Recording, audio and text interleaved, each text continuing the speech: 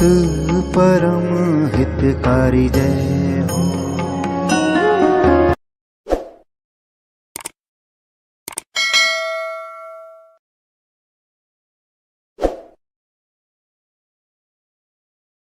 गुणातीतोऽक्षरं ब्रह्म भगवान् पुरुषोत्तमः जनो जानन्निदं सत्यं मुच्यते भवबन्धनात्। श्री स्वामिनारायण भगवाननी जय। अक्षर पुरुषोत्तम महाराजनी जय। गुणातीतानंद स्वामी महाराजनी जय। भगतजी महाराजनी जय। शास्त्रीजी महाराजनी जय। योगीजी महाराजनी जय। प्रमुख स्वामी महाराजनी जय। शास्त्रीजी महाराज सार्ध शताब्दी महोत्सवनी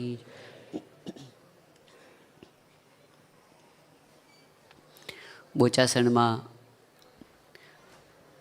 જ્યારે અક્ષર પુરુષોત્તમ ઉપાસનાના મંદિરની પ્રતિષ્ઠાનો ઉત્સવ આવ્યો એ વખતે યજ્ઞશાળામાંથી શ્રીજી મહારાજની મૂર્તિ તો ઊંચકાઈ ગઈ, પણ ગુણાતીતાનંદ સ્વામીની મૂર્તિ ઊંચકાતી નહોતી. મહારાજ અને સ્વામી પોતાના ચરિત્ર દ્વારા જાણે કંઈક સંદેશ આપણને આપવા માગતા હતા. એ વખતે સ્વામી પાસે, શાસ્ત્રીજી મહારાજ પાસે હરિભક્તોએ વાત કરી કે સ્વામી, મહારાજની મૂર્તિ વજનમાં હલકી હતી, મહારાજની મૂર્તિ વજનમાં ભારે હતી છતાં ઉચકાઈ ગઈ, અને ગુણાતીતાનંદ સ્વામીની મૂર્તિ તો એના કરતાં વજનમાં ઓછી છે, છતાં પણ ઉચકાતી નથી. એ વખતે શાસ્ત્રીજી મહારાજે ગુણાતીતાનંદ સ્વામી પાસે બેસીને પ્રાર્થના કરી કે સ્વામી, આ દેહે જે કંઈ કષ્ટો સહન કર્યા છે આપને માટે સહન કર્યા છે, માટે આપ કૃપા કરીને મહારાજની સાથે મધ્યખંડમાં વિરાજમાન થાઓ. શાસ્ત્રીજી મહારાજ આટલું બોલ્યા અને તરત જ મૂર્તિ ઊંચકાઈ ગઈ. પ્રતીતિ કરાવી કે ગુણાતીતાનંદ સ્વામી પોતે આ મૂર્તિમાં બિરાજમાન છે. અને સાથે બધાને એ પણ પ્રતીતિ કરાવી કે શાસ્ત્રીજી મહારાજની ભક્તિનું આ ફળ છે કે મહારાજની સાથે ગુણાતીતાનંદ સ્વામી બેઠા આ બ્રહ્માંડની અંદર લાખોના કલ્યાણ માટે. સારંગપુરની અંદર બીજો આવો પ્રસંગ બન્યો કે મંદિરની પ્રતિષ્ઠાના દિવસો નજીક હતા, મંદિરનું બાંધકામ ચાલુ હતું, અને એ વખતે જેમણે મંદિરની જમીન દાનમાં આપી હતી એવા લીંબડી ઠાકોર સાહેબના ભાઈ કાકા સાહેબ એ સારંગપુર પધાર્યા હતા. ઉતારો બીજે હતો. એમના કાનની અંદર એવું ઝેર રેડવામાં આવ્યું કે તમે જેને મંદિર કરવા માટે જમીન આપી છે એ શાસ્ત્રી તો ખબર નહીં કોક બીજાની મૂર્તિ પધરાવવાના છે, જાગાની પ્રાગાની એવી મૂર્તિઓ પધરાવશે. રાધા કૃષ્ણદેવ આપણે ઈષ્ટદેવ કહેવાય, એમની મૂર્તિઓ આ મંદિરની અંદર મધ્યમાં આવવી જોઈએ. કાકા સાહેબ બિચારા રાજ્ય સત્તાની બુદ્ધિ ધરાવનારા માણસ, પણ એમને થયું કે વાત સાચી છે, અને આવીને એમને શાસ્ત્રીજી મહારાજ પાસે મળ્યા, બીજી વાતો થઈ, અને જ્યારે મંદિર બતાવવાની વાત થઈ ત્યારે મંદિર જોતાં જોતાં બોલ્યા કે સ્વામી, અહીંયા કઈ મૂર્તિઓ આવવાની છે? શાસ્ત્રીજી મહારાજ કીધું કે અહીંયા આગળ તો શ્રીજી મહારાજને ગુણાતીતાનંદ સ્વામીની મૂર્તિ આવશે. એમણે કીધું કે સ્વામી, રાધા કૃષ્ણ દેવની મૂર્તિઓ ન આવવી જોઈએ અહીંયા? શાસ્ત્રીજી મહારાજે શાંતિથી જવાબ આપ્યો કે રાધા કૃષ્ણ દેવની મૂર્તિઓ પણ આવશે, પણ એ પ્રથમ ખંડમાં આવવાની છે, મધ્ય ખંડમાં મહારાજ અને ગુણાતીતાનંદ સ્વામી આવશે. તો ઠાકોર સાહેબે કીધું કે સ્વામી, આપણા ઈષ્ટદેવ તો રાધા કૃષ્ણ છે, મધ્યખંડમાં એમની મૂર્તિઓ આવવી જોઈએ. એ વખતે શાસ્ત્રીજી મહારાજની ભ્રુકુટી તંગ થઈ. એમની દ્રષ્ટિમાં જે તેજ હતું એ કાકા સાહેબ સહન ન કરી શકે, ધ્રુજી ગયા. શાસ્ત્રીજી મહારાજ કે સાહેબ, આ માથે જે મુંડાવ્યું છે ને એ મહાપ્રભુ સહજાનંદ સ્વામી અને ગુણાતીતાનંદ સ્વામી માટે મુંડાવ્યું છે.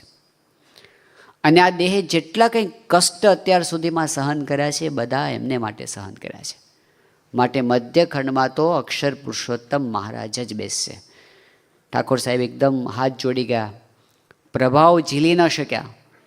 એમણે કીધું કે સ્વામી, તમે જે વિચારતા હશો એ બધું બરાબર હશે.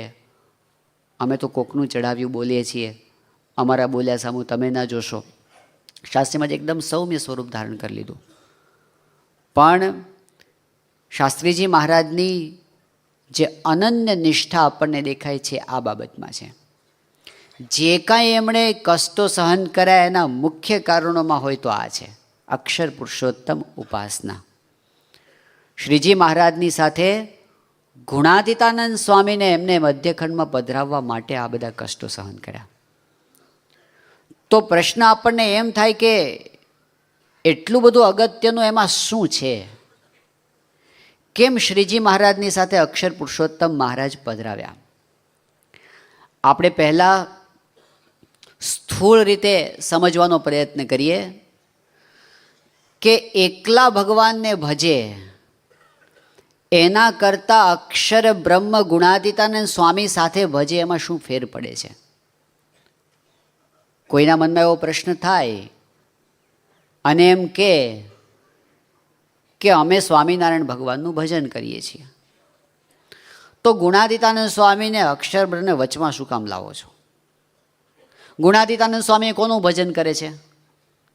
એ મહારાજનું ભજન કરે છે, સ્વામિનારાયણનું. તો અમે ડાયરેક્ટ સ્વામિનારાયણ ભગવાનનું ભજન કરીએ, એમાં વાંધો શું છે? એવો પ્રશ્ન થાય. અને શું કામ આટલી બધી ઉપાધિ એને માટે? ભાઈ ભક્તને બાજુમાં પધરાવાયું હોય તો ભલે, ન હોય તો ભલે, ફેર શું પડે છે? મહારાજ કે 100 ગણો ફેર પડે છે. વચનામૃતનો નંબર નોંધવાનો છે, જે નોંધતા હોય ખાસ નોંધે. વચનામૃતનો નંબર છે વડતાલનું 5મું. શ્રીજી મહારાજે કીધું કે કોઈ ભગવાનની એકલા ભગવાનની ભક્તિ કરે, એકલા ભગવાનને નમસ્કાર કરે, એકલા ભગવાનનું પૂજન કરે, એકલા ભગવાનને થાળ કરે, એકલા ભગવાનની આરતી ઉતારે, એકલા ભગવાનની માનસી પૂજા કરે અને એને જે લાભ થાય, તો મહારાજે કીધું કે એના કરતાં 100 ગણો લાભ ભક્ત સાથે ભગવાનની ભક્તિ, સેવા, પૂજા, માનસી કરે એને થાય. વચનામૃતના વચનો એવા છે કે કોઈ 100 જન્મ કરીને ઉત્તમ ભક્ત થવાનો હોય, એને એટલી ટ્રાવેલિંગ બાકી હોય આધ્યાત્મિક માર્ગમાં, 100 જન્મનું ટ્રાવેલિંગ બાકી હોય, પણ જો એ ભગવાનની સાથે ઉત્તમ ભક્તની ભગવાન જેવી જ સેવા પૂજા કરે તો 100 જન્મનું કામ એ 1 જન્મમાં થઈ જાય. આજે આપણે બધા ભાગ્યશાળી છીએ શાસ્ત્રીજી મહારાજને લીધે કે આપણે ભક્ત સાથે ભગવાનની ભક્તિ કરીએ છીએ. આજે દુનિયામાં લાખો, કરોડો, અબજો માણસો હશે, ભગવાનને ભજતા હશે, એના કરતાં આપણને 100 જન્મ આગળ લઈ લીધા શાસ્ત્રીજી મહારાજે. વચનામૃત પ્રમાણે 100 ગણી આપણી સ્પીડ વધારી દીધી. તો એના માટે જરૂરી છે કે ભક્તની સાથે ભગવાનની સેવા, ભક્તિ, પૂજા થાય. બીજો એક નાનો પ્રસંગ છે પણ સમજવા જેવો છે. ગુણાતીતાનંદ સ્વામી જૂનાગઢમાં બિરાજમાન હતા અને એ વખતે લોધિકાના દરબાર અભયસિંહજી ત્યાં પધારેલા. અભયસિંહજીને સ્વામીના સમાગમથી એમના અક્ષર બ્રહ્મપણાની નિષ્ઠા થઈ હતી. એ વખતે ગુણાતીતાનંદ સ્વામીને એમણે પ્રશ્ન પૂછ્યો કે સ્વામી, તમને મૂળ અક્ષર જાણીને અમે એક પ્રણામ કરીએ એનું પુણ્ય કેટલું થાય? ગુણાતીતાનંદ સ્વામીએ સામે પ્રશ્ન પૂછ્યો અભયસિંહજી દરબારને કે દરબાર, આ પૃથ્વી પરના રજકણો કેટલા છે? કોઈ ગણ્યા છે? એ કે સ્વામી, એ તો ગણવા અશક્ય છે. સ્વામીએ બીજો પ્રશ્ન પૂછ્યો કે આ સમુદ્રની અંદર પાણીના ટીપા કેટલા છે? કોઈ ગણ્યા છે? એ કે સ્વામી તો અશક્ય છે. સ્વામીએ ત્રીજો પ્રશ્ન પૂછ્યો, આ આકાશમાં તારા કેટલા છે એ કોઈ ગણ્યા છે? એ કે સ્વામીએ તો ક્યારેય ન ગણી શકાય. ગુણાતીતાનંદ સ્વામી કહે કે અભયસિંહ, ભવિષ્યમાં કદાચ કોક એવો માણસ આવશે એ પૃથ્વીના રજકણને પણ ગણી નાખશે. કદાચ એવો કોક આવશે સમુદ્રના પાણીના ટીપાને પણ ગણી નાખશે. અને કદાચ એવો કોક આવશે જે આકાશના તારાને પણ ગણી નાખશે. પણ અમને મૂળ અક્ષર જાણીને એક પ્રણામ કરે એનું જે પુણ્ય થાય એને ગણનારો કોઈ પાક્યો નથી ને ભવિષ્યમાં પાકશે નહીં. આજે આપણે અહીં આવ્યા, મહારાજની સાથે ગુણાતીતાનંદ સ્વામીના દર્શન કર્યા અને ગુણાતીતાનંદ સ્વામીને મૂળ અક્ષર જાણીને દર્શન કર્યા અને એક પ્રણામ આપણે કર્યો. એક આમ તો કેટલા આપણે કરવાના હોય છે? અત્યારે દંડવતની જગ્યા નથી અહીંયા આવે ત્યારે, પણ 6 દંડવત કરવાના હોય છે, બરાબર ને? તો આપણે કેટલું પુણ્ય કમાઈએ છીએ એ જ આપણને ખબર નથી. ગણી શકાય નહીં એટલું પુણ્ય આપણે રોજ કમાઈએ છીએ. જ્યારે આપણે ગુણાતીતાનંદ સ્વામીને અક્ષર બ્રહ્મ જાણીને દંડવત કરીએ છીએ ત્યારે કોના પ્રતાપે? એ શાસ્ત્રીજી મહારાજના પ્રતાપે. એક રસ્તો આપણા માટે ખોલી દીધો શાસ્ત્રીજી મહારાજે. આપણે ઉપરની દ્રષ્ટિથી હવે સમજીએ છીએ અત્યારે કે અક્ષર પુરુષોત્તમ શા માટે જરૂરી હતા એ વખતે. એના માટે આટલું બધું મરણિયા થવાની, કેટલો બધો મોટો લાભ એ અટકી જતો તો શાસ્ત્રીજી મહારાજે એને ખોલવા માગતા હતા. મહારાજના સિદ્ધાંતની આગળ આવેલા આવરણોને એ હટાવવા માગતા હતા. તો પહેલાં સમજવાનો, શાસ્ત્રીય રીતે સમજવાનો પ્રયત્ન કરીએ કે શા માટે અક્ષર બ્રહ્મને જાણવા જરૂરી છે. એની વાત શા માટે જરૂરી છે? એકલા ભગવાનને જાણી લઈએ તો ના ચાલે? જવાબ ના ચાલે. કેમ ના ચાલે? એના 2 કારણો છે.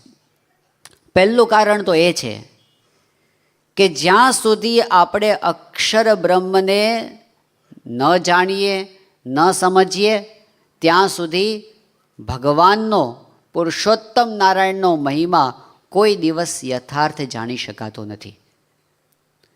આધ્યાત્મિક માર્ગમાં જે કાંઈ પ્રાપ્તિ છે મહિમાના આધારે છે. મહારાજે મધ્યના 67માં વચનામૃતમાં કીધું કે આખો સમુદ્ર મીઠા જળનો ભરેલો પડેલો હોય, મીઠા જળનો સમુદ્ર.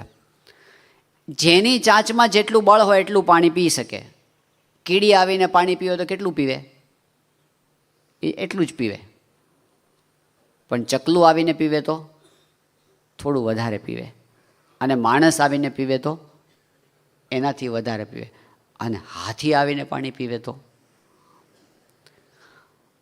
સમુદ્ર અનંતનો અનંત રહે, પણ આપણી કક્ષા પ્રમાણે આપણે એનો લાભ લઈ શકીએ છીએ ને. આ દૃષ્ટાંત આપીને મહારાજ મધ્યના 67માં વચનામૃતમાં એમ કહે છે કે આપણે ભગવાનનો જેટલો મહિમા સમજી શક્યા એટલી આપણી કક્ષા ઊંચી, જેટલો ઓછો સમજાય એટલી આપણી કક્ષા નીચી.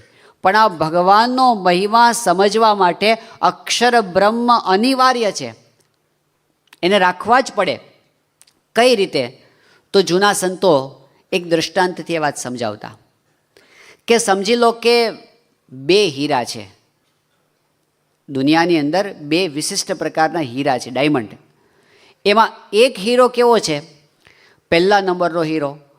એ હીરો એટલો બધો કિંમતી છે, એટલો બધો કિંમતી છે, એટલો બધો કિંમતી છે કે તમારે જેટલું બોલવું હોય એટલું બોલો, જેટલા રૂપિયાનો ઢગલો કરવો એટલો કરો, આખી દુનિયાની સંપત્તિ ભેગી કરવી તો કરો, અરે બ્રહ્માંડની કરવી હોય તો કરો, જેટલું બોલવું હોય બોલવું હોય બોલવું હોય, તમે અનંત કાળ સુધી બોલ્યા કરો અને અનંત કાળ સુધી લખ્યા કરો.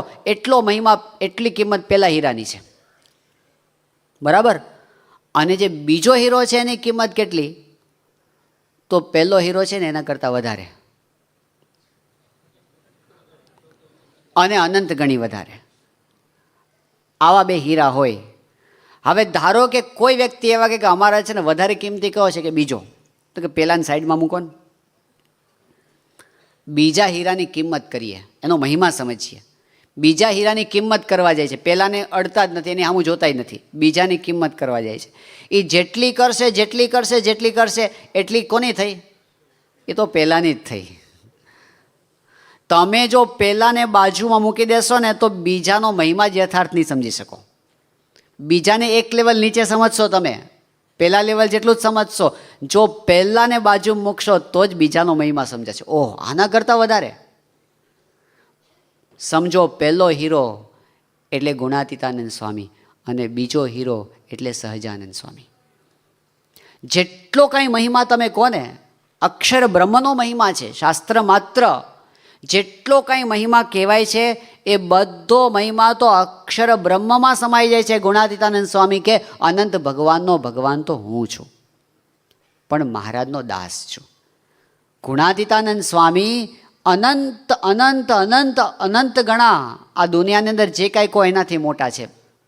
ઉત્પત્તિ સ્થિતિ પ્રલય એના કરતાં કે જે કાંઈ કહેવું હોય, આ શબ્દો મહારાજે ગરડા મધ્યના 3જા વચનામાં મૂક્યા છે કે બ્રહ્મ એટલે કે અક્ષર બ્રહ્મ કેવા છે? સર્વના આધાર છે. બધું સર્વમાં બધું આવી ગયું, દેવો અવતારો બધા આવી ગયા.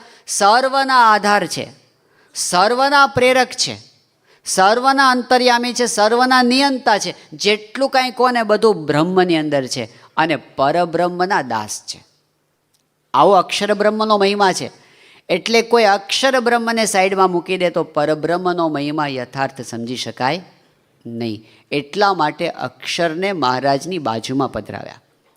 બીજી વાત કે જ્યાં સુધી આપણે અક્ષર બ્રહ્મને ન જાણીએ ત્યાં સુધી આપણે બ્રહ્મરૂપ થઈ શકીએ એમ નથી.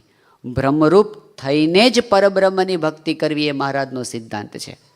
જ્યાં સુધી આપણે એ રસ્તો ન પકડાય બ્રહ્મરૂપ થઈને પરબ્રહ્મની ભક્તિ થવાનો, ત્યાં સુધી મહારાજનો હૃદયગત સિદ્ધાંત આપણા હાથમાં આવ્યો નથી. ગુણાતીતાનંદ સ્વામી ઘોઘાવદર પધાર્યા હતા. ગોંડલ પાસેનું ગામ છે ઘોઘાવદર. આજે પણ એ સ્થાન છે. ગામની બહાર એક નાનું શિવાલય છે. ગુણાતીતાનંદ સ્વામી ત્યાં બપોરના સમયે રોકાણા હતા અને થોડો સમય માટે સ્વામી ત્યાં આરામ કરતા હતા, સૂતા હતા. બાજુમાં જાગા ભક્ત હતા, વચનામૃત વાંચતા હતા. સ્વામી સૂતા સૂતા સાંભળતા હતા. તો એમાં જાગા સ્વામીએ 5 વચનામૃત વાંચ્યા. આ વચનામૃતના નંબર આપણે બધાએ યાદ રાખવાના છે. 5 વચનામૃત એ જાગા સ્વામીએ વાંચ્યા ગુણાતીતાનંદ સ્વામી પાસે. પહેલું છે ગરડા પ્રથમનું 23મું, પછી છે ગરડા મધ્ય 30 અને મધ્ય 45, અને પછી છે અમદાવાદ 2 અને અમદાવાદ 3. યાદ રહ્યા? ફરી વાર યાદ કરીએ. ગરડા પ્રથમ 23 બરાબર, ગરડા મધ્ય 30 અને 45, અમદાવાદ.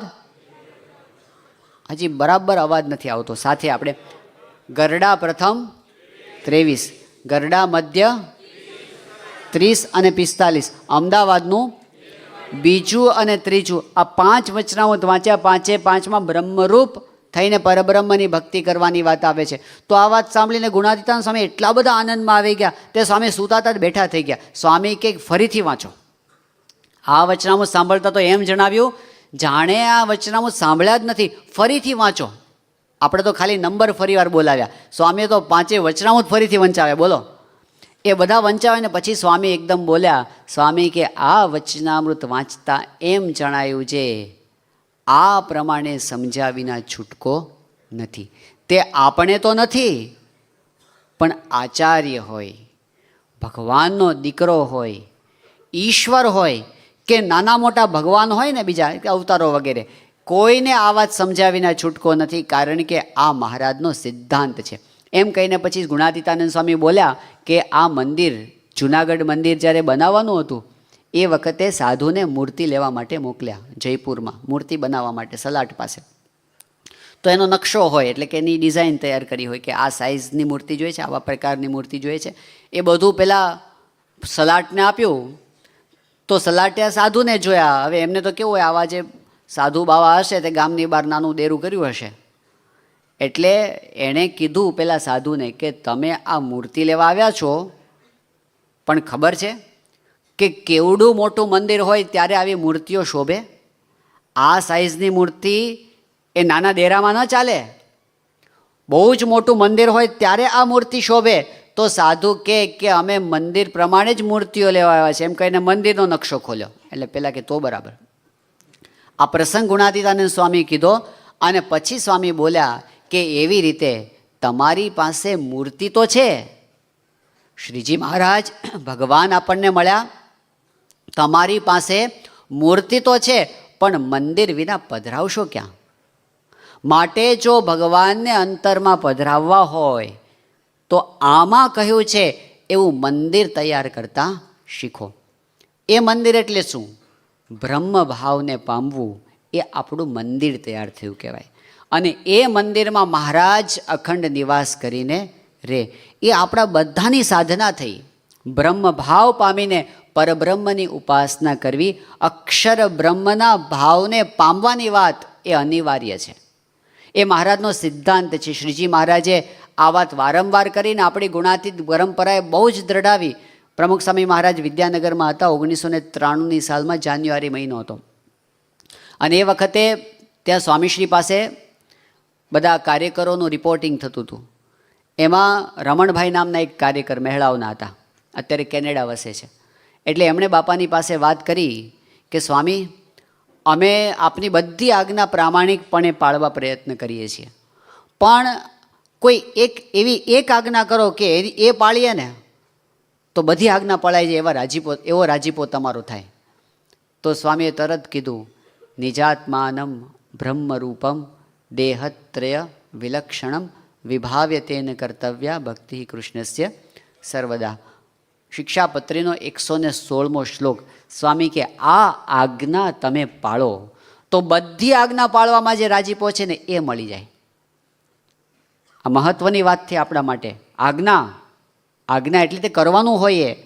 તો સ્વામી એને મુખ્ય આજ્ઞા કહે છે ગુણાતીતાનંદ સ્વામી. એ આજ્ઞા એવી છે જેમાં રાજીપો થઈ જાય, વાસના બળી જાય, ભગવાનના અંતરમાં ધારવાના અધિકારી આપણે થઈ જઈએ, એવી જબ્બર એ આજ્ઞાની વાત નિજાત્માનમ બ્રહ્મરૂપમ શ્લોકની અંદર મહારાજે કરી છે. તો બ્રહ્મ ભાવને પામવું, એનાથી ભગવાનની ભક્તિના અધિકારી થવાય છે. લોયાનું 7મું વચનામૃત. બીજી વાત, બ્રહ્મરૂપ જ્યાં સુધી આપણે ન માનતા થઈએ ત્યાં સુધી શું થાય છે? શ્રીજી મહારાજે પ્રથમના 23મા વચનામૃતમાં આ વાત કરી છે કે ત્યાં સુધી આપણી ભક્તિમાં હજારો પ્રકારના વિઘ્નોની સંભાવના રહે છે. નાના મોટા વિઘ્ન આવ્યા જ કરે. અનડિસ્ટર્બ ભક્તિ ન થાય. ભક્તિમાં શું થાય? ડિસ્ટર્બન્સ આવ્યા કરે. કેવા પ્રકારના ડિસ્ટર્બન્સ? આસક્તિના ડિસ્ટર્બન્સ. કંઈક જોવાની ઈચ્છા થઈ જાય, કંઈક ખાવાની ઈચ્છા થઈ, કંઈક સાંભળવાની.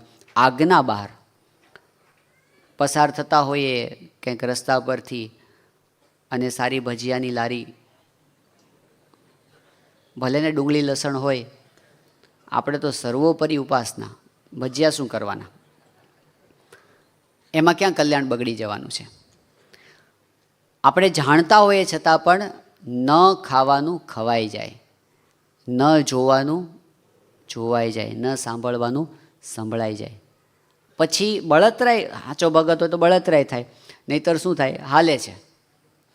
આસક્તિ, બળ ન આવે અંતરમાં ત્યાં સુધી આવી વસ્તુઓમાં મન તણાયા કરે. આપણું આજ્ઞા બહાર સંકલ્પો થયા કરે, એટલે આસક્તિ આપણને હેરાન કરે. જે મહારાજે અંત્યના 38મા વચનામૃતમાં કેવી જબરી વાત કરી દીધી. મહારાજે કીધું 6 વાના જેને હોય ને એને કોઈ દિવસ જીવતે ને મરીને પણ સુખ તો ક્યારેય થાય જ નહીં. એ 6 વાના કયા બતાવ્યા? એક તો દ્રવ્યાદિકનો લોભ. સમજવા જેવી વાત છે. મહારાજને એક એક શબ્દમાં કેટલું વજન છે. મહારાજ એમ નથી કહેતા કે ધન દુઃખદાયી છે. ધન દુઃખદાયી નથી, દ્રવ્ય દુઃખદાયી નથી, દ્રવ્યનો લોભ દુઃખદાયી છે. એક તો દ્રવ્યાદિકનો લોભ, બીજું સ્ત્રીને વિશે બેઠ્યા ઉઠ્યાની વાસના. એટલે સ્ત્રીને પુરુષની સમજવાની. સ્ત્રી દુઃખદાયી નથી, સ્ત્રીને વિશે બેઠા ઉઠ્યાની વાસના દુઃખદાયી છે. એક તો દ્રવ્યાદિકનો લોભ, બીજું સ્ત્રીને વિશે બેઠ્યા ઉઠ્યાની વાસના, ત્રીજું રસને વિશે જીહવાની આસક્તિ. રસ દુઃખદાયી નથી, રસમાં આપણને આસક્તિ છે ને એ આપણને દુઃખ આપે છે. કોઈ વસ્તુ દુઃખદાયી નથી, એમાં આસક્તિ દુઃખ આપે છે. રસને વિશે જીવવાની આસક્તિ. ચોથી વસ્તુ છે દેહાભિમાન, હું કંઈક છું, અહંકાર, એ આપણને દુઃખ આપે છે. પાંચમી વસ્તુ સગા સંબંધીમાં વધારે પડતું હેત. જો આપણે બ્રહ્મ વિદ્યાની કોલેજમાં બેઠા છીએ, અહીં તો બધી પરની વાતો આવે. વચનામૃતમાં મહારાજે આ ગૃહસ્થોની સભામાં વાત કરી છે. સંબંધીને વિશે વધારે પડતું હેત એ ન રાખવું, એવી વાત મહારાજ ખાલી ત્યાગીને નથી કરતા. ગૃહસ્થોની સભામાં આ વાત થાય છે. વધારે પડતું હેત ન હોવું જોઈએ. ગુણાતીતાનંદ સ્વામીએ કીધું છે કે પંખીનો મેળો છે, ઘરમાં રહેવું, મહેમાનની પેઠે રહેવું. એવી વાત પણ કરી છે, ગરાસિયાના જેવું હેત રાખવું. બરાબર, બામ તો બાથમાં ઘાલીને મળે એનો વાંધો નથી, બધા ગરાસિયામાં એવું હોય ને, પણ અંદર.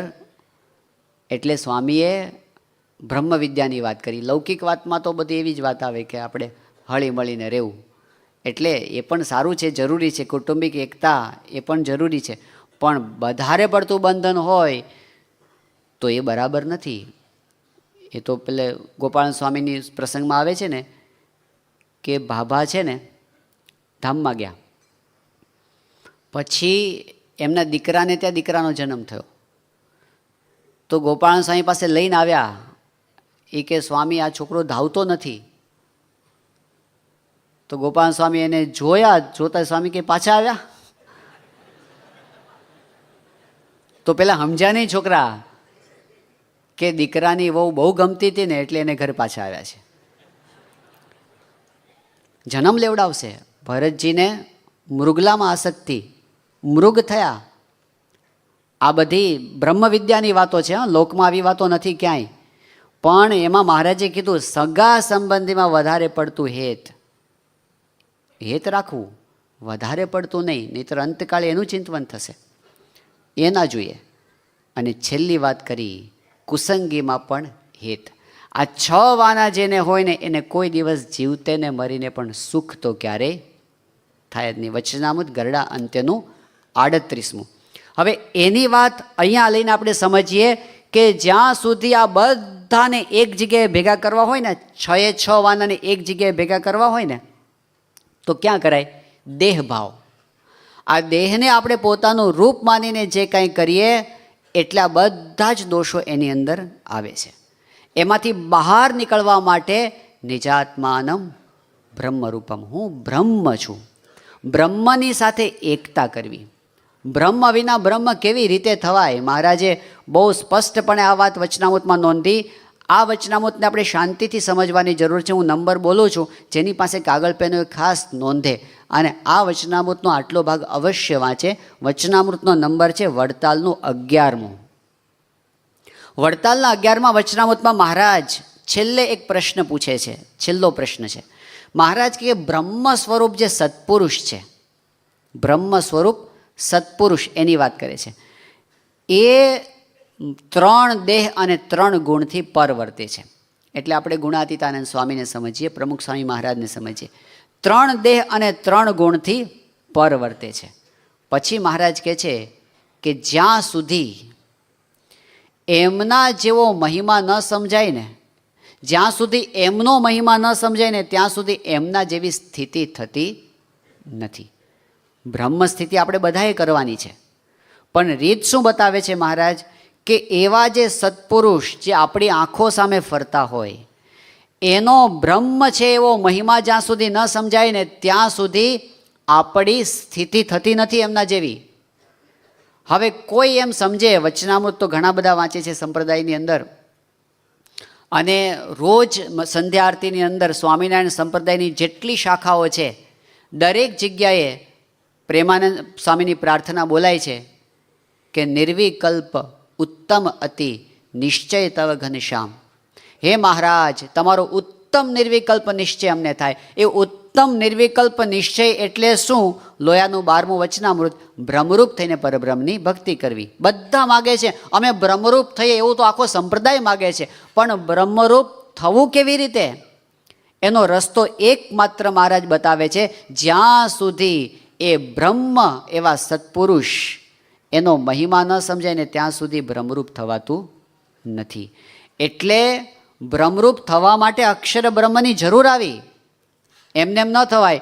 એન્જિનિયરિંગ કોલેજમાં ભણવું છે અને એન્જિનિયર એવા કોઈ પ્રોફેસરનો આધાર નથી લેવો તો શું થવાનું? મેડિકલ કોલેજમાં ભણવું છે અને કોઈ ડૉક્ટર એવા પ્રોફેસર પાસે ભણવું નથી તો ક્યાંથી ભણવાના? હું મારી રીતે કરીશ તો શું કરવાના? અમારે સંત સ્વામી પાસે ગઢવી સાહેબ આવતા, બોટાદ કોલેજના પ્રિન્સિપાલ હતા, સાત્વિક વ્યક્તિ હતા. તો એ સંત સ્વામીને કહે કે હું ગીતા વાંચું છું, ભાગવત વાંચું છું, ગ્રંથો શાસ્ત્રો વાંચું છું ને મને એમાં સમજ પડે છે, બધી શાસ્ત્ર વાંચું છું, મને ટ્રાન્સલેશન વાંચે છે, બધા સમજાય છે, મને એમાં સમજ પડે છે. તો તમે વાત કરો છો આ બધું ગુરુ ને સત્પુરુષ ને એ બધાની જરૂર શું છે? તો સંત સ્વામીએ સામે પ્રશ્ન પૂછ્યો કે સાહેબ તમારી કોલેજની અંદર બધા ક્લાસરૂમ છે? કે હોય જ ને સ્વામી, ક્લાસરૂમ તો હોય જ ને. તો બેન્ચીસ એ કે તો હોય જ ને. તો કે લાઇબ્રેરી? કે હા છે ને. બધા પુસ્તકો હોય ભણવાના? એ કે હા હોય ને. તો કંઈક કામ કરો ને, તમે બધા છૂટા થઈ જાઓ ને, હું કામ આમ તો પગાર લો છો? કે પ્રોફેસરોની જરૂર શું છે? કે હોસ્પિટલ હોય, સરસ ઓપરેશન થિયેટર હોય, બધા જ પ્રકારની દવાઓ હોય, ડૉક્ટરોને છૂટા કરી દો, હાજર થઈ જશે બધા પેશન્ટ. શું કામ પગાર આપો છો એને? આ લોકની અંદર પણ ગુરુ વિના કોઈ વિદ્યા સિદ્ધ નથી થતી અને આ લોકની અંદર પણ ડૉક્ટર વિના કોઈ રોગ મટતા નથી. આ તો જન્મ મરણના રોગની વાત છે અને આ તો બ્રહ્મ વિદ્યાની વાત છે. તો એની અંદર તો એવા બ્રહ્મ સત્પુરુષ જોઈએ કે ન જોઈએ, એ અક્ષર બ્રહ્મની વાત મહારાજે કીધું જેતલપુરના પહેલા વચનામૃતમાં. માયા તરવા માટેના બે જ ઉપાય, એક તો પુરુષોત્તમ નારાયણ અને બીજા અક્ષર બ્રહ્મ એવા સંત. મહારાજે સંત બતાવ્યા છે. એનો આશરો થાય ને તો જ માયાને તરાય, એ વિના ન તરાય. જ્યારે ભગવાન પ્રગટ હોય ત્યારે ભગવાન, અક્ષર બ્રહ્મ હોય ત્યારે એમના સંગ થકી માયાને તરાય, એ વિના કોઈ માયા આપણને તારી શકે એમ નથી. એટલે બ્રહ્મ ભાવને પામવા માટે એવા અક્ષર બ્રહ્મ એવા સત્પુરુષ એની જરૂર છે. એ વિના કોઈ દિવસ બ્રહ્મ ભાવ પમાતો નથી. કોઈ અધ્ધર પદ્ધર વિચાર કરે એક અક્ષર બ્રહ્મ ઉપર કંઈક બેઠું છે એની સાથે હું એકતા કરું, એમ એકતા ન થાય. ના પાડી છે યોગી બાપાએ કીધું કે એવું જે ઇન્દ્રિયાતીત એવા અક્ષરની કોઈ કલ્પના કરીને એની સાથે એકાત્મ બુદ્ધિ કરે એવી રીતે નથી થતું. પણ જે સત્પુરુષ, જે બ્રહ્મ આપણને આ લોકની અંદર મળ્યા છે એની સાથે એકાત્મતા કરવાની. એટલે મહારાજ ગુણાતીતાનંદ સ્વામીને પોતાની સાથે લઈને આવ્યા. એની વાત વચનામૃત ગરડા પ્રથમના 71માં આવે છે. ગરડા પ્રથમના 71માં મહારાજ કીધું ભગવાન આ પૃથ્વી પર આવે છે ત્યારે અક્ષર બ્રહ્મને સાથે લઈને પધાર્યા છે. તો મહારાજ પહેલી વખત આવ્યા તો અક્ષર બ્રહ્મ પણ પહેલી વખત મહારાજની સાથે આ બ્રહ્માંડની અંદર ગુણાતીતાનંદ સ્વામી રૂપે આવ્યા. હવે આ વાત એ શાસ્ત્રીજી મહારાજે એકદમ પ્રગટ કરીને આપણને સમજાવી. તો ઘણાને એવું લાગે છે કે આ વાત તો નવી આવી, ગુણાતીતાનંદ સ્વામી અક્ષર બ્રહ્મ છે એવી વાત વચનામૃતમાં તો કોઈ જગ્યાએ દેખાતી નથી. ક્યાંય મહારાજે લખ્યું છે આખા વચનામૃતમાં કે ગુણાતીતાનંદ સ્વામી અક્ષર બ્રહ્મ છે? આવું તો ક્યાંય દેખાતું નથી. તો આ વાત નવી ક્યાંથી લઈ આવ્યા? બરાબર છે, વચનામૃતની અંદર જે ઉપદેશો સંકલિત કરવામાં આવ્યા છે એની અંદર આ વાત કોઈ પણ કારણથી અંદર આવી શકી નથી. પણ મહારાજે અક્ષર બ્રહ્મની જે વાત વારંવાર કરી છે અને એ અક્ષર બ્રહ્મ ગુણાતીતાનંદ સ્વામી છે એવી વાત વારંવાર કરી છે. આ વાત તો સંપ્રદાયના ઇતિહાસની અંદર એકદમ સુવર્ણ અક્ષરે નોંધાઈ ગઈ છે. ક્યારેય ભૂસી ન શકાય એવા અક્ષરોથી આ ઇતિહાસ કંડારાઈ ગયો છે સ્વામિનારાયણ સંપ્રદાયના ઇતિહાસમાં કે ગુણાતીતાનંદ સ્વામી અક્ષર બ્રહ્મ છે. આ વાત કોઈ નવી નથી, કારણ કે મહારાજના વખતની અંદર પરમહંસો એ આ વાત મહારાજની પાસે અનેક વખત સાંભળી છે અને એનું પ્રવર્તન પણ થયું છે થોડા ઘણા અંશે. શ્રીજી મહારાજના પરમહંસોની અંદર ગુણાતીતાનંદ સ્વામીના અક્ષર બ્રહ્મપણાનું જો સૌથી વધારે કોઈએ પ્રતિપાદન કર્યું હોય તો એ છે ગોપાળાનંદ સ્વામી. ગોપાળાનંદ સ્વામી આપણે જાણીએ છીએ સિદ્ધ પુરુષ હતા ને, જન્મથી સિદ્ધ હતા. નાનપણથી જ પોતે એવા ઐશ્વર્યો બતાવતા કે પેલી ટોડલાની અંદર જે મૂર્તિ હતી, અરે આપણે ત્યાં શામળાજીથી ભગવાનની મૂર્તિ ટોડલામાં એમની સાથે રમવા માટે આવે બાળપણથી. પેલા એ વખતના ઈડરના જે કોઈ સત્તાધારી હશે રાજા, ઝાડા પેશાબ બંધ કરાવી દીધા હતા ખુશાલ ભગતે નાનપણથી. એવા સિદ્ધ સ્થિતિવાળા હતા ગોપાળાનંદ સ્વામી. મહારાજે એમની સ્થિતિના વખાણ પણ કરેલા અને શ્રીજી મહારાજે ગોપાળાનંદ સ્વામીને 2 દેશના મોટેરા પણ કર્યા હતા એ વખતે. તો એટલા સમર્થ સંત, એની સમજણ સાચી હોય કે ખોટી, આ જ વચનામો તે વાંચતા હતા, આપણે જે વાંચીએ છીએ જ. એમને કોઈ દિવસ એવો પ્રશ્ન ન થયો કે વચનામૃતની અંદર કેમ ગુણાતીતાનંદ સ્વામીને અક્ષર નથી કહ્યા. એવો પ્રશ્ન એમને નથી થયો. આખા શ્રીમદ ભાગવતમાં ક્યાંય રાધિકાજીનું નામ નથી આવતું. મુખ્ય ભક્ત છે રાધા કૃષ્ણ, પણ રાધિકાજીનું ક્યાંય નામ જ નથી ભાગવતમાં. તો એ શાસ્ત્રની મર્યાદા કે એ વખતે જે કાંઈ નોંધવામાં આવે એમાં કદાચ ન આવી શક્યું એ નામ. વચનામૃતની અંદર નથી. વચનામૃતમાં ગુણાતીતાનંદ સ્વામી તો પ્રશ્ન પૂછે જ નહીં, કારણ કે એમને તો કાંઈ પ્રશ્ન હોય નહીં. ગુણાતીતાનંદ સ્વામીને પ્રશ્ન શું હોય? પ્રશ્ન હોય તો બીજાને હોય. પણ મહારાજે અનેક પ્રસંગે એ વાત કરેલી, એ સદગુરુ પરમહંસોમાં ગોપાલ સ્વામીએ પકડી અને એનું પ્રવર્તન કર્યું. કેટલી હદ સુધી? શાસ્ત્રીજી મહારાજે એક પ્રસંગ એમના પોતાના આશીર્વાદની અંદર કહ્યો છે ને એ એમની ઓડિયો સીડીની અંદર કેસેટમાં પ્રકાશિત પણ થયો છે. તો શાસ્ત્રીમાં જ પોતાના મુખ્ય આ પ્રસંગ કહે છે કે રાજસ્થાન બાજુ ઉત્તર ભારતની અંદર બાંધીકુઈ નામનું ગામ છે અને ત્યાંના એક મુમુક્ષુ એ ગુજરાતની અંદર આવ્યા અને તીર્થયાત્રા કરતાં કરતાં ત્યાં ગઢડા પહોંચ્યા. શ્રીજી મહારાજ ધામમાં ગયા પછીનો આ સમય છે. અને ત્યાં ગરડાની અંદર નિત્યાનંદ સ્વામીના પૂર્વાશ્રમના ભાઈ ત્યાં એ આજીવન સેવામાં આવી ગયા હશે અને સદાવ્રત ચાલતું તો સદાવ્રત આપવા માટે એ બેસતા. એમને મળ્યા, મહારાજના મહિમાની થોડી વાતો સાંભળી અને પછી એમણે કીધું કે એવા સમર્થ સંત અમારે ત્યાં ગોપાળાનંદ સ્વામી છે, એમનું નામ સાંભળ્યું. એટલે એનું નામ સાંભળીને પોતે ત્યાંથી સીધા ગયા વડોદરા, ગોપાળાનંદ સ્વામીને મળ્યા. ગોપાળાનંદ સ્વામીએ એમને ઉપદેશ આપ્યો. મુમુક્ષુ હતા, દીક્ષા આપી, સાધુ થઈ ગયા. કેશવ જીવનદાસ એમનું નામ પડ્યું. હવે એ વખતે બધું દેશ વિભાગનું છે ને થોડી ખેંચતાણ ચાલે. અમદાવાદ દેશવાળા કે અમારું, ને વડતાલ દેશવાળા કે અમારું, એવી ખેંચતાણ ચાલ્યા કરે. એમાં કોઈ અમદાવાદ દેશના સાધુએ પેલા કેશવ જીવનદાસને એકદમ એવા વચનો માર્યા કે તું અમદાવાદ દેશનો છે અને વડતાલમાં ગોપાળાનંદ સ્વામી ભેગો જઈને રહે છે એટલે તને અક્ષરધામમાં જવા નહીં મળે.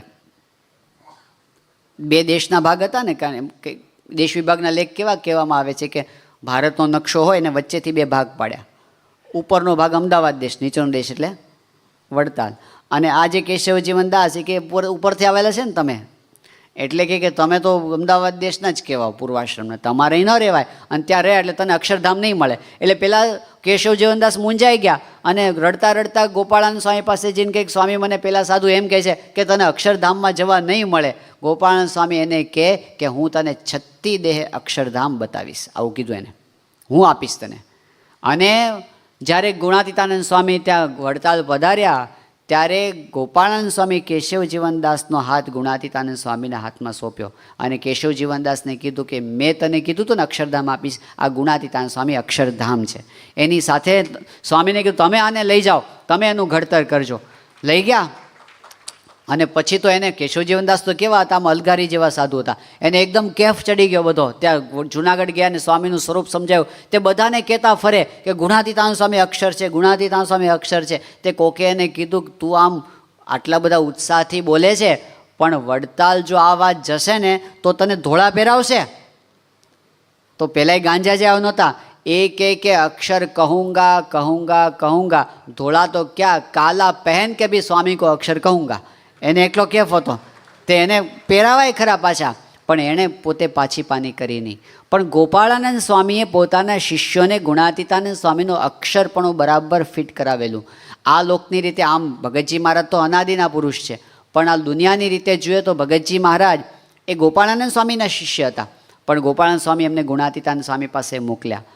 જાગા સ્વામી ગોપાળાનંદ સ્વામીના શિષ્ય હતા, એમને પણ ગુણાતીતાનંદ સ્વામી પાસે મૂક્યા. શિવલાલ શેઠ ગોપાળાનંદ સ્વામીના શિષ્ય હતા, એમને પણ ગુણાતીતાનંદ સ્વામી પાસે મોકલ્યા. આ બાજુ વડોદરાના ઘણા બધા હરિભક્તો, આણંદના ઘણા બધા હરિભક્તો, વસોના વાઘજીભાઈ વગેરે મોટેરા બધા હરિભક્તોને ગોપાળાનંદ સ્વામીએ ગુણાતીતાનંદ સ્વામીની અંદર જોડાયા. વારંવાર વડોદરાના હરિભક્તો તો છેલ્લે સ્વામીને કીધું કે સ્વામી વડોદરા સામે દ્રષ્ટિ કરો, ત્યારે ગોપાલ સ્વામી કહે કે હવે વડોદરા સામે દ્રષ્ટિ ના હોય, હવે તો મહારાજના અક્ષરધામ સામે દ્રષ્ટિ હોય કે જૂનાગઢમાં ગુણાતીતાનંદ સ્વામી સામે દ્રષ્ટિ હોય. ત્યારે પૂછ્યું કે સ્વામી ગુણાતીતાનંદ સ્વામી સામે કેમ? ત્યારે સ્વામી કહે કે ગુણાતીતાનંદ સ્વામી એ અક્ષરધામ છે. શાસ્ત્રીજી મહારાજના ઓડિયો આશીર્વાદની અંદર બીજો એક પ્રસંગ એમણે કીધો છે કે ભોયકા નામનું ગામ છે, આ મૂળી દેશની અંદર ભોયકા. તો ભોયકાના માલજી સોની હતા, આગેવાન હરિભક્તોમાં આવે. હવે સંવત 1906ની સાલમાં આચાર્ય મહારાજ છે અમદાવાદ, અયોધ્યા પ્રસાદજી મહારાજ એ વડતાલ ગયા હતા. એટલે મોટેરા 5-25 હરિભક્તોને પોતાની સાથે લઈ જાય. એમાં માલજી સોની કે અમને પણ ત્યાં આચાર્ય મહારાજ લઈ ગયા હતા. 2 આચાર્ય ભેગા થયા હતા વડતાલની અંદર. એ વખતે હું 3 હાર લઈને ગયો હતો. એટલે પહેલો હાર મેં આચાર્ય રઘુવીરજી મહારાજને પધરાવ્યો, વડતાલ દેશના આચાર્ય એટલે રઘુવીરજી મહારાજને પધરાવ્યો. બીજો હાર છે એ ગોપાળાનંદ સ્વામીને પહેરાવ્યો. પછી એમણે કીધું ગોપાળાનંદ સ્વામીની બાજુમાં નિત્યાનંદ સ્વામી હતા, નિત્યાનંદ સ્વામી બાજુમાં શુકાનંદ સ્વામીને પછી ગુણાતીતાનંદ સ્વામી, આમ 4 સદગુરુ બેઠા હતા. પહેલો હાર મેં ગોપાળાનંદ સ્વામીને પહેરાવ્યો. પછી એક હાર વધ્યો, એ ક્યાં કોને પહેરાવો? એટલે મેં ગોપાળાનંદ સ્વામીની બાજુમાં નાખ્યો. ભાઈ માલજી સોની કે નાખ્યો. પછી મેં ગોપાળાનંદ સ્વામીને પૂછ્યું કે સ્વામી અક્ષરધામ કેવું હશે? એટલે ગોપાળાનંદ સ્વામી કે તમારે અક્ષરધામ જોવું છે? તો કે હા મારે જોવું છે. ગોપાળાનંદ સ્વામી કે જોઈ લો, આ ગુણાતીતાનંદ સ્વામી અક્ષરધામ છે. માલજી સોની આ પ્રસંગ વર્ષો પછી શાસ્ત્રીજી મહારાજ બધું પાકું કરાવતા, એટલે પોતાની સાથે યોગીજી મહારાજ, વિજ્ઞાનદાસ સ્વામી બધાને લઈને ત્યાં ગયા હતા ભોયકા, અને માલજી સોનીના મોઢે આ પ્રસંગ બધાને સંભળાવ્યો હતો.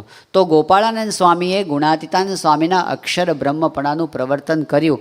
મોટા પરમહંસો આ સત્યને જાણતા હતા. જ્યારે ભગતજી મહારાજ ને શાસ્ત્રીજી મહારાજનું પહેલું મિલન થયું સુરતની અંદર, અને એ વખતે શાસ્ત્રીજી મહારાજને ભગતજી મહારાજે આ વાત કરી કે ગુણાતીતાનંદ સ્વામી અક્ષર છે. તો શાસ્ત્રીજી મહારાજે તરત એ વખતે પૂછ્યું કે આવી વાત વિજ્ઞાનાનંદ સ્વામી તો મને ક્યારેય કરી નથી, એ તો મહારાજની સાથે 12 વર્ષ રહ્યા છે.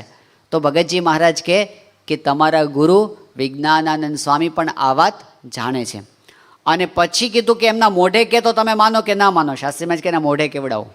અને પછી એવું આયોજન થયું કે ભગતજી મહારાજ વિજ્ઞાનાનંદ સ્વામીને મળવા માટે આવ્યા. શાસ્ત્રીજી મહારાજ ઢોલિયા નીચે સંતાઈ ગયા અને પછી જૂની બધી વાતો કાઢી. અને એમાં ભગતજી મહારાજે પૂછ્યું વિજ્ઞાનાનંદ સ્વામીને કે સ્વામી ગુણાતીતાનંદ સ્વામી અક્ષર બ્રહ્મનો અવતાર છે, એ વાત મહારાજના વખતમાં તમે સાંભળી હતી કે નહોતી સાંભળી? એટલે વિજ્ઞાનાનંદ સ્વામી આજુબાજુ જોયું કે કોઈ સાંભળતું નથી, કોઈ જોતું નથી. એમણે કીધું કે હા, મેં મારા કાન મહારાજ પાસેથી આ વાત સાંભળી છે. અને આટલું કીધું ને પહેલાં બહાર નીકળ્યા શાસ્ત્રી યજ્ઞપુરુષ દાસજી કે તમે મને કેમ ના કીધું? કહેવાય એવું નહોતું, ઉપાધિ આવે એટલા માટે ન કીધું. પણ આ વાત છે સાચી. મોટા પરમહંસો એ વાત જાણતા હતા. નૃસિંહાનંદ સ્વામી નામના એક સંત હતા, ગરડાની અંદર આવ્યા હતા. હવે એ પણ હિન્દી ભાષી હતા, થોડા ગુજરાતી મિશ્રિત હિન્દી. અને એ વખતે ત્યાં ઇંગોરાળાના કુંવરજી પટેલ નામના હરિભક્ત તેમની સાથે હેતવાળા, તો એ બેઠા હતા. પછી આ વાત નીકળી અક્ષર બ્રહ્મની, ગુણાતીતાનંદ સ્વામીની. પહેલાંને સમજાય નહીં, કુંવરજી પટેલને મનાય નહીં. એટલે નૃસિંહાનંદ સ્વામી કે કુંવરજી આ ગરડામાં કાંગરા કેટલા છે? પેલા મંદિરના કાંગરા હોય ને, હવે કે સ્વામી આ તો ગણાય ને એટલા કાંગરા છે. તો નૃસિંહાનંદ સ્વામી કે જો કુંવરજી આ ગુણાતીતાનંદ સ્વામી એ અક્ષરધામનો અવતાર ન હોય તો ગરડાની અંદર કાંગરે જેટલા કાંગરા છે ને એટલા બ્રહ્માંડ ભાંગ્યાનું પાપ મને થાય. બાકી તારે સમજવું તો સમજ, નહીં તો રહેણે દે. આવું નૃસિંહાનંદ સ્વામી કીધું હતું. બીજા હરિહરિયાનંદ સ્વામી હતા, એ ત્યાં જૂનાગઢ ગયા અને સ્વામીનો સમાગમ કરતા એને એકદમ સમજાઈ ગયું આમ અક્ષર બ્રહ્મની વાત કે ગુણાતીતાનંદ સ્વામી સાક્ષાત અક્ષરધામનો અવતાર છે. એટલે એમને એટલો બધો કેફ ચડી ગયો ને કે આ વાત તો મારા હેતવાળા હરિભક્તોને કરવી જ જોઈએ. એમને કલ્યાણભાઈ સાથે હેત વંથળીમાં નીકળ્યા તરત, અને કલ્યાણભાઈને ઘરે પહોંચ્યા વંથળી. તો ઘરેથી ખબર પડી કે ખેતરે ગયા છે. તો કે આ વાત તો અત્યારે જ સમજવી પડે, ઉતાવળ મોડું કરાય જ નહીં. તરત ખેતરે ગયા તો ખેતરમાં દૂરથી બૂમ પડે, એ કલ્યાણભાઈ ઊભા રહો. મારે તમને એક અગત્યની વાત કરવી છે. દોડતા દોડતા આવતા હતા એટલે કલ્યાણભાઈ એના દીકરા ડાયાભાઈ ઊભા રહી ગયા, પાસે ગયા અને એકદમ કીધું હાંફતા હાંફતા કે બહુ મહત્ત્વની વાત છે, એ સમજાવવા માટે હું તમને આવ્યો છું. તો પહેલાં એમના દીકરા કે ડાયાભાઈ એ કહે કે સ્વામી, શ્રીજી મહારાજ સર્વોપરી ભગવાન છે અને ગુણાતીતાનંદ સ્વામી અક્ષરધામનો અવતાર છે. આ બે વાત અમને સમજાઈ ગઈ છે, એ સિવાય કે ત્રીજી વાત કરવાની હોય તો કહો. આ તો સમજીને જ બેઠા હતા. આખો સોરઠ દેશ એ વાત સમજીને બેઠો હતો, એટલે એ વાત નવી નહોતી. મોટા પરમહંસો જાણતા હતા. એ વખતે મહારાજના વખતની અંદર આચાર્ય મહારાજ એ પણ આ વાત જાણતા હતા. રઘુવીરજી મહારાજ, શાસ્ત્રીજી મહારાજની રીત કેવી હતી કે છે ને બધી મોઢા મોઢને સીધી જ વાત કરવાની, આડી અવળી વાત નહીં. તો ગોવર્ધનભાઈ કોઠારીને સીધી અમને વાત પૂછેલી કે ગોવર્ધનભાઈને કીધું કે તમે અક્ષરની વાતનો વિરોધ કરો છો, પણ મને એમ કહો કે આદિ આચાર્ય રઘુવીરજી મહારાજ હતા એ ગુણાતીતાનંદ સ્વામીને અક્ષર સમજતા હતા કે નહોતા સમજતા, એ કહો. આવું ગોવર્ધનભાઈ કોઠારીને જ પૂછ્યું. એટલે ગોવર્ધનભાઈ કોઠારીએ એમને કીધું કે પહેલાંથી તો મને ખબર નથી, પણ સંવત 1917ની સાલમાં જ્યારે રઘુવીરજી મહારાજ એ ગુણાતીતાનંદ સ્વામીનો સમાગમ કરીને આવ્યા ને પછી ચોક્કસપણે સ્વામીને અક્ષર માનતા હતા અને સ્વામી રૂપ થઈ ગયા હતા. એ વાત હું પ્રતિજ્ઞાપૂર્વક કહું છું. આવો ગોવર્ધનભાઈ કોઠારીએ કીધું. આચાર્ય રઘુવીરજી મહારાજ જાણતા હતા, આચાર્ય વિહારીલાલજી મહારાજ જાણતા હતા. કારણ કે વિહારીલાલજી મહારાજ તો પોતે કીર્તન કૌસ્તુભમાળામાં લખ્યું છે પોતાના જ હસ્તાક્ષરથી કે મૂળ અક્ષર ગુણાતીતાનંદ સ્વામી તેણે આપ્યા વર્તમાન, પોતે પાળીને પળાવ્યા જનને દઈ ઘણું જ્ઞાન. આ મૂળ અક્ષર ગુણાતીતાનંદ સ્વામી એમણે જ મને વર્તમાન ધરાવ્યા છે. આચાર્ય મહારાજને વર્તમાન ધરાવનાર ગુણાતીતાનંદ સ્વામી હતા. તો આચાર્ય મહારાજ પણ એ વાત જાણતા હતા. ઐતિહાસિક દ્રષ્ટિએ જોઈએ તોય આ વાત નવી નહોતી. સોરઠની અંદર ગામડે ગામડે અક્ષર પુરુષોત્તમ મહારાજ આજે પણ હરિમંદિરોમાં બેઠા છે. બધે જૂનાગઢ મંદિર જૂના સંપ્રદાયનું જ છે, પણ એની અંદર આજે પણ સભા મંડપની અંદર બરાબર વચ્ચોવચ્ચ મોટો તખતો છે અને ગુણાતીતાનંદ સ્વામીની મૂર્તિ પધરાવવામાં આવી છે પટની, અને નીચે એવું લખવામાં આવ્યું છે કે આ સ્થાને મૂળ અક્ષર મૂર્તિ ગુણાતીતાનંદ સ્વામીએ 40 વર્ષ બેસીને કથા વાર્તા કરી છે, લખેલું છે. આખા સોરઠ દેશની અંદર ફરો, અનેક પ્રસાદીના સ્થાનો છે, દરેક જગ્યાએ ગુણાતીતાનંદ સ્વામી મૂળ અક્ષર તરીકે મૂકવામાં આવ્યા છે, એમનું નામ લખવામાં આવ્યું છે, એમને પધરાવવામાં આવ્યા છે. એટલે એ વાત એ નવી નહોતી. ગુણાતીતાનંદ સ્વામીનું જે સમાધિ સ્થાન, એમનો જે અગ્નિ સંસ્કાર જ્યાં કર્યો તે અક્ષરદેરી એ તો પહેલેથી બની ગઈ હતી. શાસ્ત્રીજી મહારાજે BAPS સંસ્થાની સ્થાપના કર્યા પહેલાંની છે અક્ષરદેરી, પછીની નથી.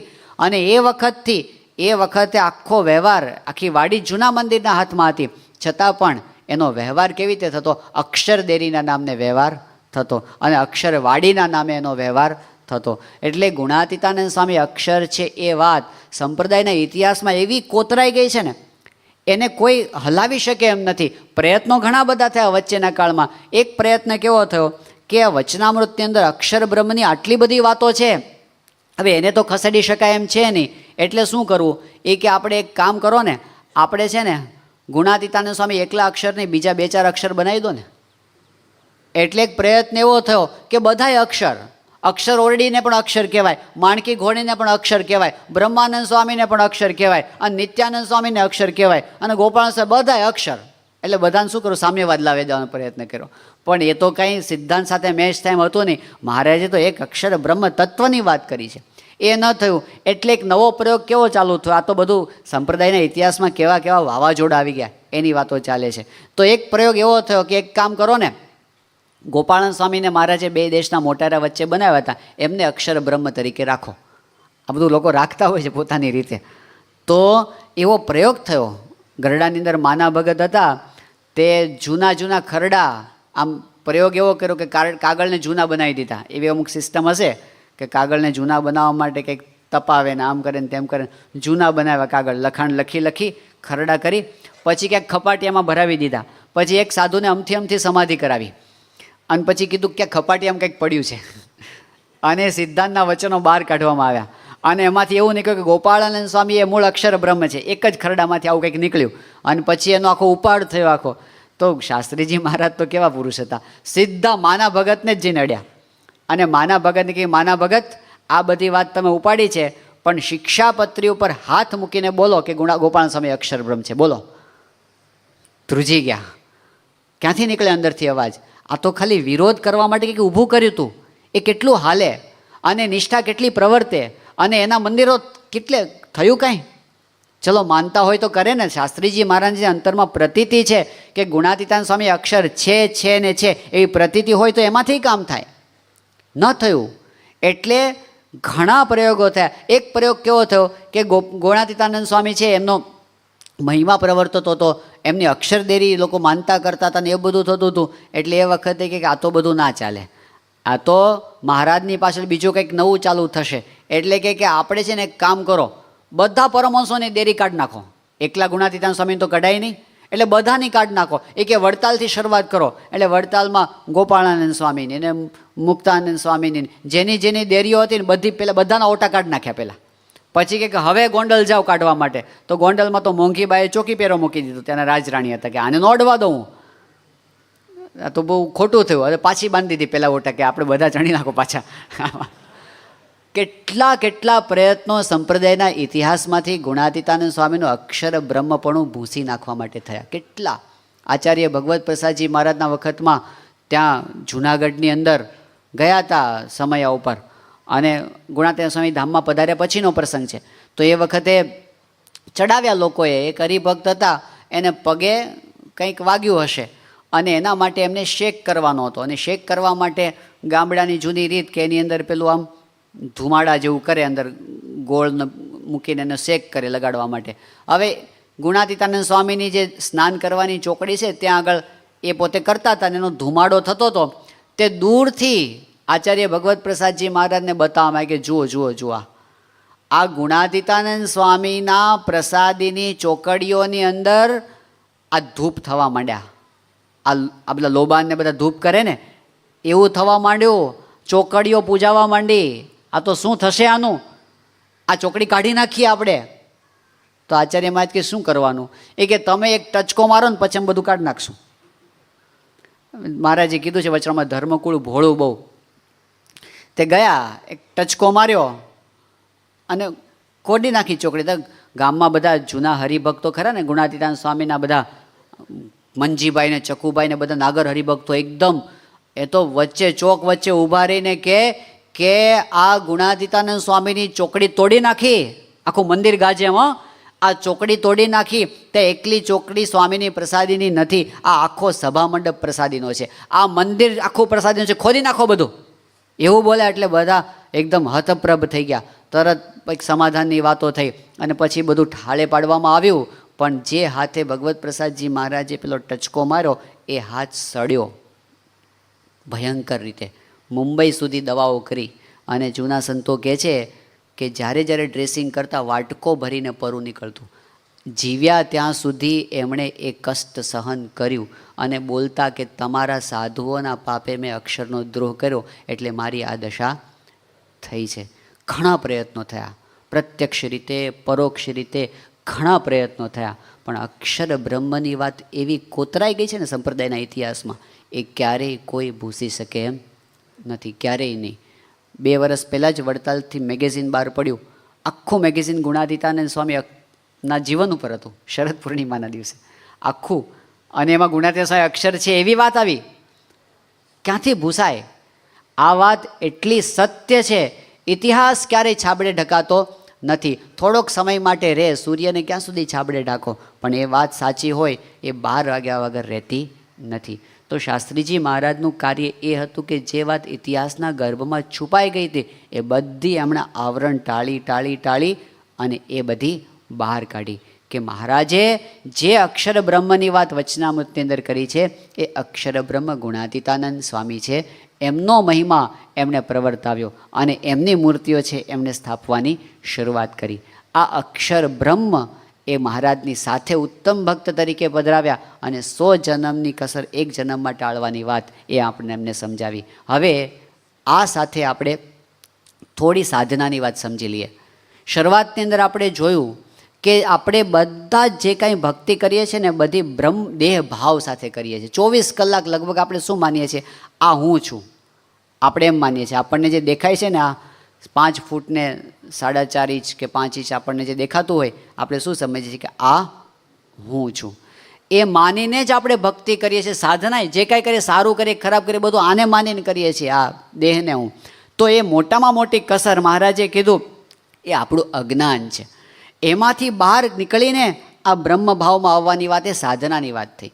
ગુણાતીતાનંદ સ્વામીને મહારાજની સાથે પધરાવીને આપણે પૂજીએ છીએ, એ તો આપણને બહુ જ મોટું પુણ્ય એનું થાય છે. પણ સાધનાની અંદર હવે કરવાની શું વાત આવી? એ દેહથી છૂટા પડવાની વાત. આ એક અગત્યની વાત છે.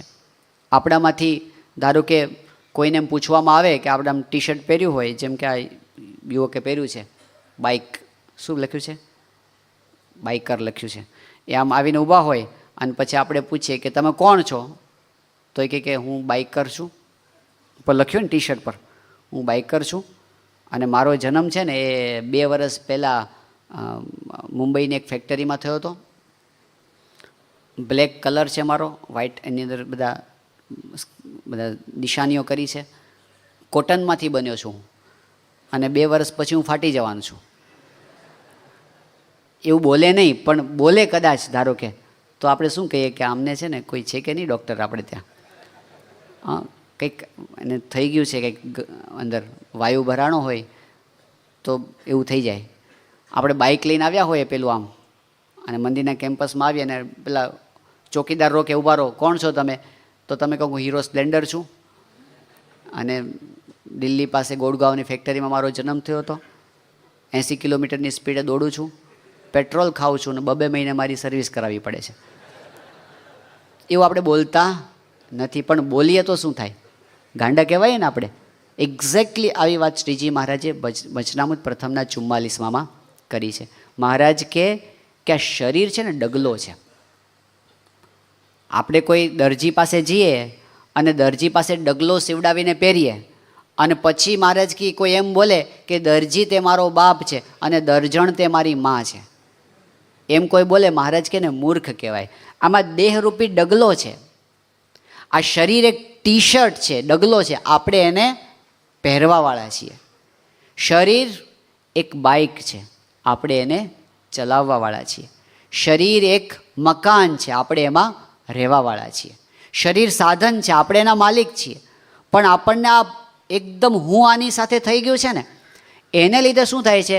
આપણે દેહના રૂપને પોતાનું રૂપ માનીએ છીએ અને દેહના કુરૂપને પોતાનું કુરૂપ માનીએ છીએ. કોકને એમ થાય હું બહુ રૂપવાન, કોકને થાય કે હું મને આવું. ગાંધીનગરમાં નહીં એક કિશોર આવ્યો તો સંત પાસે, એને કહે કે મને આપઘાતના વિચાર આવે છે. કે કેમ? કે મને ખીલ બહુ થાય છે. તો એને એટલું બધું દુઃખ લાગી જાય. કારણ શું? હું આ જ છું, એની બહાર એકદમ આપણે બંધાઈ જઈએ. ઇન્ફિરિયરિટી કોમ્પ્લેક્સ આવે આનાથી, લઘુતા ગ્રંથિ આવે કે હું તો બસ આ મારો તો આવો નવો દેખાવ, જ્યારે અરીસા સામે જાય ત્યારે મારો કલર આવો કેમ હશે, એમ હું કેમ ગોરો ન થયો અને હું કેમ હેન્ડસમ નથી, મને કેમ મારું નાક કેમ આટલું બધું લાંબુ નથી. બસ એવા જ વિચારોમાં પડી જાય, બહાર ના આવી શકે એમાંથી. એટલે એક તો દેહના રૂપને આપણે પોતાનું રૂપ માનીએ, દેહના કુરૂપને પોતાનું કુરૂપ માનીએ, દેહના સુખને આપણે પોતાનું સુખ માનીએ અને દેહના દુઃખને પોતાનું દુઃખ માનીએ. દેહનું કોઈ સન્માન કરે તો આપણે પોતાનું સન્માન માનીએ અને દેહનું કોઈ અપમાન કરે તો આપણે એને પોતાનું અપમાન માનીએ. બાપા કહે છે કોઈ ગધેડો કહે તો આપણે જોઈ લેવું, કોઈ મૂરખ કહે તો જોઈ લેવું. આપણે ક્યાં દેહ છીએ? આપણે ત્યાંથી જુદા છીએ. કોઈ આપણા જોડાને ગાળો દે, આપણે જોડા પહેરીને જતા હોય બૂટ પહેરીને, અને કોઈ આપણે જોડાને ગાળો દે તો આપણે શું થાય? દે ને 2 વધારે દે, મારે શું છે? આ ક્યાં હું છું? આપણી જાતિ, આપણું નામ, આપણું ઘર, આપણું કુળ, બધું એવું જ છે ને. એની સાથે આપણે લેવા દેવા શું છે? આપણે તદ્દન એનાથી જુદા છીએ. હું આત્મા છું. એવો દેહથી જુદા પડવું. આપણા 3 શરીર છે, આપણને દેખાય છે ને, ઉપર આપણું સ્થૂળ શરીર છે જે આપણને આંખથી દેખાય છે. સૂક્ષ્મ શરીર કયું છે? આંખથી નથી દેખાતું પણ આપણને અનુભવાય છે. આપણી ઇન્દ્રિયો, આપણું અંતઃકરણ, આપણે જે વિચારો જે છે ને, એ આપણું સૂક્ષ્મ શરીર છે. અને આપણું કારણ શરીર એટલે આપણી વાસનાઓ, આપણા સ્વભાવ, આપણી પ્રકૃતિ, એ આપણું કારણ શરીર છે. આપણા ત્રણેય શરીરથી જુદા છીએ. આત્મા, મહારાજ કહો રોજ વિચાર કરવો કે હું દેહ નથી પણ આત્મા છું. અને પછી શું કરવાનું? દેહથી નોખા તો આપણે પડી ગયા, પણ હું કેવો છું? આવું નથી, કેવો છું? તો તરત મહારાજ કીધું એ આત્માની બ્રહ્મ સાથે એકતા કરવી. એકતા કરવી એટલે શું? તો એ ગુણાતીતાનંદ સ્વામી એ જ મારું રૂપ છે એમ માનવાનું. પ્રમુખ સ્વામી મહારાજ એ જ મારું સ્વરૂપ છે એમ માનવાનું. જ્યારે પૂજા કરતા હોય સવારે ભૂલી જવું, આપણે પોતાના અસ્તિત્વને જ ભૂલી જવાનું. હું છું જ નહીં, સ્વામી જ છે. દેહ ભાવને ભૂલી અને બ્રહ્મ ભાવને કેળવવો. તો કોકને એવો વિચાર આવે કે ભાઈ હજી તો મારી અંદર આવા બધા સ્વભાવો પડ્યા છે, કામ છે, ક્રોધ છે, સ્વાદ છે, માન છે, અને હું કેવી રીતે આવું માની શકું? તો ગુણાતીતાનંદ સ્વામીએ કીધું કે ભલે વિષય